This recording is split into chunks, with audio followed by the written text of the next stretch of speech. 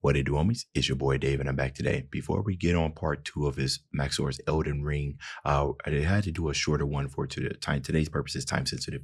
We're gonna check out Monster Hunter World. I decided to do this one because I have countless of hours in that game, and it actually is the first. It's not my first Monster Hunter World game, but it's the first Monster Hunter World game. It's not my first Monster Hunter game, but it is the first game of Monster Hunter that I spent this many hours in. It was so accessible to me, and once I understood the true gem and I realized I was asleep. But anyways, let's hear Max0r's take. Let's go, shut up, turn it up.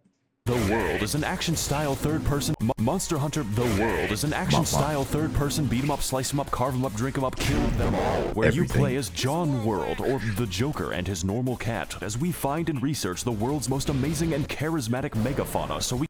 I have never spent that much time in character creation on any game. I usually just kind of roll with the generic look. Do you guys do the same thing? We can peacefully relocate them to the afterlife. Do you ever regret not being born in time to hunt Siberian mammoth? Or perhaps you're the kind of man who open carries to the zoo, waiting for the day that the chimps become excited. If so, this game could be for you. Set in the hostile and exotic wasteland of Australia, we play as an inherently bloodthirsty and violent race known only as Caucasoidus anglicus, and we're here to destroy the local environment as much as humanly possible, so I can wear it. Along the way, overcoming many varieties of horrifying creatures unknown to God, ranging from plausible and interesting specimen to fucking Thanos. And yes, I am reviewing Monster Hunter World and not Rise because the phrase Nintendo Switch port does not fill me with confidence. I'm sure it's offensive. Look, yeah, see what he's about to say. I say the same thing. I have not played Rise, and I, for the life of me, feel like that if I did, I wouldn't look at Monster Hunter the same.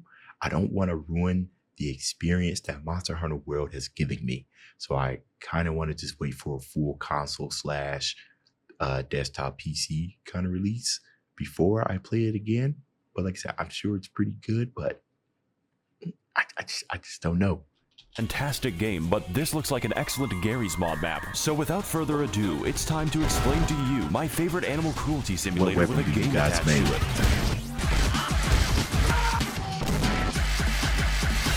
I'm a dagger user.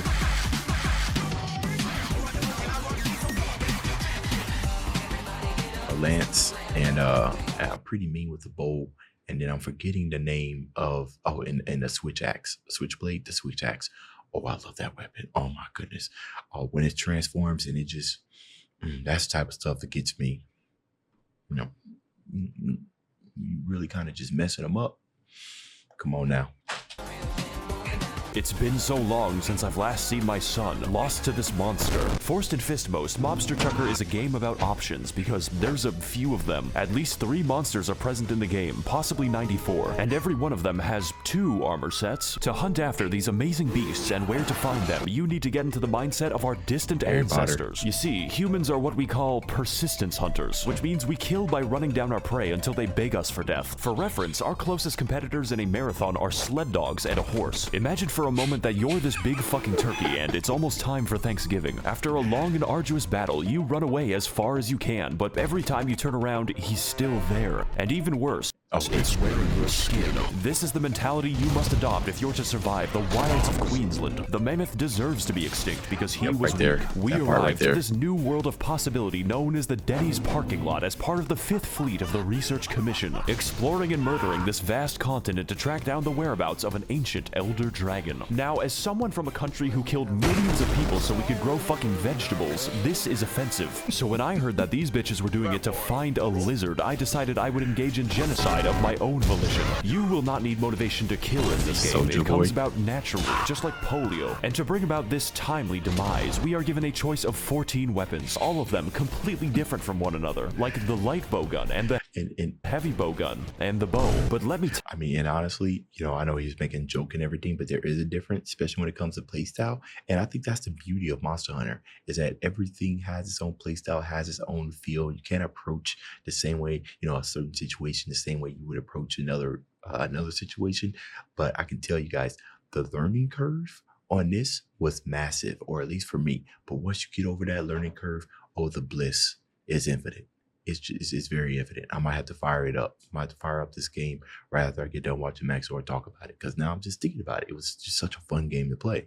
Tell you, if I were stranded alone on a desert island, I would probably choose the fucking gun, because the only people in this world that I trust are my two best friends, Smith and Wesley. This is why I chose the gun lance, which is what you think it is. Now, of course I could have chosen the literal machine gun, but playing with these weapons changes the game into a first-person shooter where the objective is to keep the gun away from your mouth. Instead, I was drawn to the insect glaive because 1, it lets me literally fly and the floor is paying taxes. 2, I get to lace a giant bee with C4 high explosives and throw it at people. And yes, there is an upgrade tree dedicated to bees. 3, I get to mount monsters, and that lets me spam custom dialogue at everyone in the game. Side note, you can fully customize your automatic callouts to preemptively diagnose the cause of your teammate's death, which is very funny. But your choice isn't just between weapon types, but also weapon elements. I won't get into it now since there are a few of them, but my favorites would have to include the dragon element, the sleep element, or even blast element. Yeah, there it is. Every Blast. monster is weak to blast element. So with all and not only that, but what was that? What they call it, like demon mode or something like that with the dual blades? If you got blast on it, oh bro,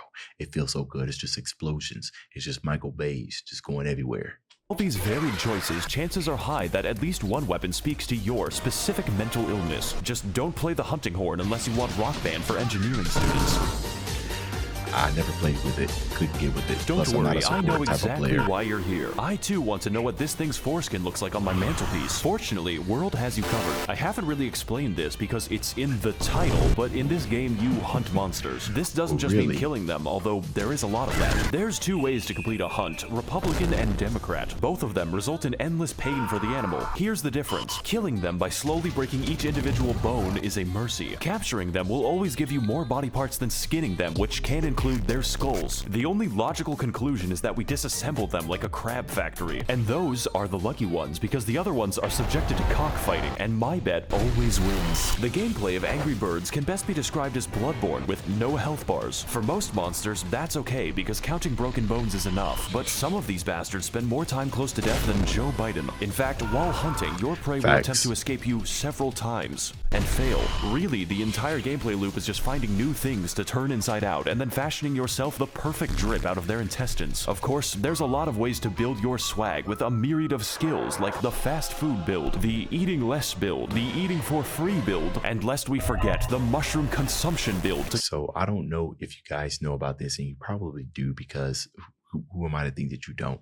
But the minute that I learned with the bow that if you shot once, if you aimed and you shot once, that, and as long as you don't move the right stick, or if you're on a PC, as long as you don't move your camera, then wherever you shot first is where it will continue to shoot, right? And what I found was very interesting is, if I'm remembering correctly, whenever you dashed and then you shot, right, you either released a level 2 or you released a level 3 shot. So you would shoot, dash, shoot, dash, shoot, dash, and it will always hit the part that you were aiming for, and it'll be an augmented shot.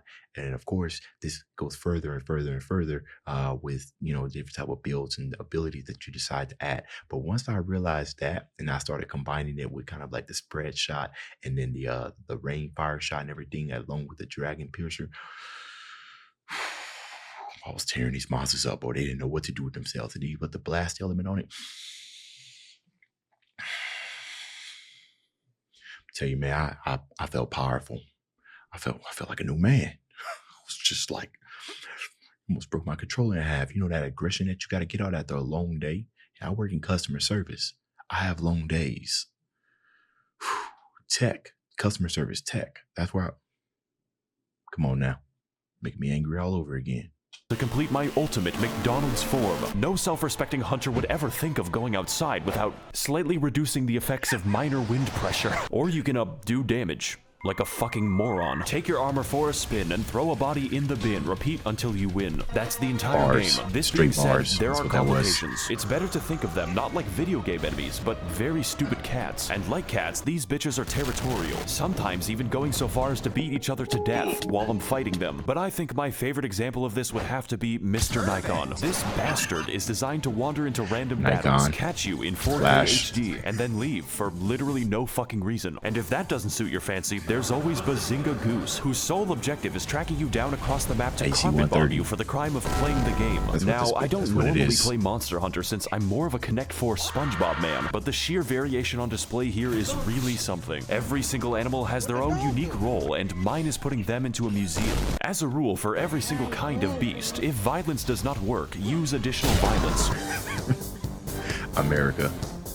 Now that we have a good understanding of our victims, it's time to take our domestic violence international, because this is a Monster Hunter world, one that makes no fucking sense, both geographically and ecologically, just like the real Australia. So upon beginning the game, we make our way across the dangerous but inoffensive lands of New South Wales, learning the basics, surviving, and expanding our newly founded gulag of Sydney. This hell will be your base of operations for most of the game, complete with every kind of amenity you can expect from savage Welshmen. It's here that we rearm, research, and reforge my weapon again because I am indecisive. There's even a pig that won't stop following me. You can pet it, but not too much because what matters is consent. But most importantly, this is where we use racial segregation because for some reason the only chefs in the entire camp are cats, and this is a very unsanitary cooking environment. I don't care, bro. That food always look like it be smacking. The end result, bro, it's like on some which game was that? The Final Fantasy, the one with Noctis on it. I forget which number it was. And then Ignis, was he the guy who was cooking? Bro, the detail that they put into that food, that was the type of detail. Cutting that big old slab of steak. Medium rare, please. You see, food isn't just a buff, and it's not just a cutscene. It's fucking mandatory. I mean, just look at the cardio. My body's an airplane powered by dead chickens. To put it simply, the game is unplayable with an empty stomach for two reasons. One, it looks like this. And two, I don't have to explain shit. The next areas on our list are what I collectively call the stank tank. And to get there, we need to contact the 3rd Expedition Fleet, who have spent the last 30 years smoking weed in their spaceship. This is pretty much why we're here. This new environment is firstly comprised of the Coral Highlands, which are filled with a beautiful and alien ecology, able to support a wide range of pit bulls and more literal balloon animals. From this point onward, biology is more of a suggestion, but looking just underneath the surface, we find the true source of this bizarre life.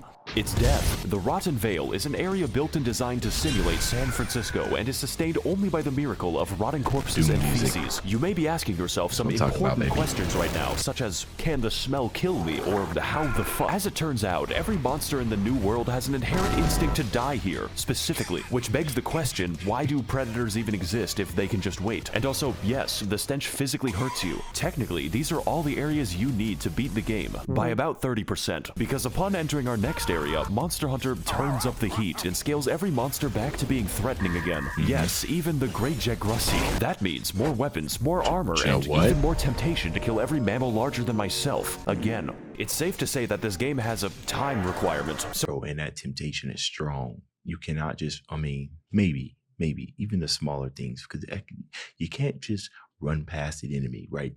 You see it and you like, I'm several times stronger. I gotta put you in your place, bro. I got to. You can't just be running around here on your own thinking stuff is sweet. You know what I'm saying? Like you said in there, we came to colonize. You see this big blade I got on me, bro?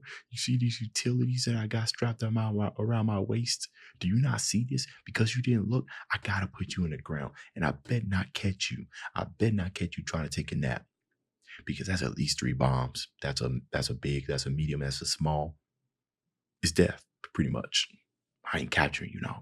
No, dead or alive. No, just dead. You're coming with me. So after 30 hunts or so, we finally arrived to the temperate lands of Western Australia. You know, the state that lost a civil conflict with flightless birds. Fortunately for us, biology is no longer a suggestion. It's a restraining order. We've got fish that swim through molten magma, lizards that eat rocks, and of course my personal favorite animal, Thanos. His main attack is the crush force of his rock-solid chin. Although I do think they could have worked on the whole controlling the monster mechanic a little better. It really breaks down when you encounter the fire. But among the many features of this game, we haven't even gotten close to the train wreck that is the story. After all, there is a reason we ventured into the land of unusual thermodynamics. It's just a really bad reason. Nervigante. First of all, we can tell that this game is a literary masterwork by the fact that characters do not have names. Who can forget such personalities as the Handler, the Commander, and a fucking Ganondorf? The story is comprised of 2 major arcs. Where in the world is the 50-foot-tall lizard? And gee, I wonder what Ganon is up to. Both of which are made excessively worse when the game automatically sets the Handler to be in a catsuit. And at this point, I'm afraid of turning it off. Okay, one last thing. That never happened to me. And I've played all the expansions. Like, I think I've played all of them that are, except for, kind of like those one-offs, specials, what I'm saying, one-time special events and everything. The main story and everything I have beat. Was it a bug or something? Maybe I missed it. Yeah, that never happened to me. Everyone, if I see anyone else on this fucking ship say the words Nekopara cosplay, I will invert your penis with my foot. For the first arc of our multiple stage manga that ends in a sex scene, we chase after the amazing boss fight Zora Magdaros as we apparently forget the location of a giant kaiju several times. This being said, you don't want to find him because his boss battle is an environmental puzzle primarily comprised of loading cannonballs for 30 minutes and then waiting for the boss to move very slowly. That way we can penetrate him with our oddly phallic spear that extends when needed. And for the second arc of our new Genshin anime on Spike TV, we team up with Ganon to discover new and amazing elder dragons all across the continent. And of course, I mean discover like the Vikings meant trade. This is where some of the toughest and most annoying bosses in the entire game happen, featuring such great fights as Nergigante, whose name I cannot say with a hard R, the COVID Beast, and my personal favorite, Margaret Thatcher's.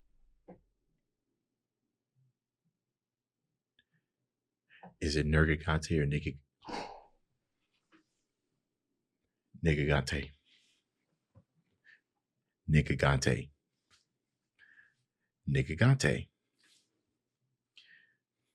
I didn't.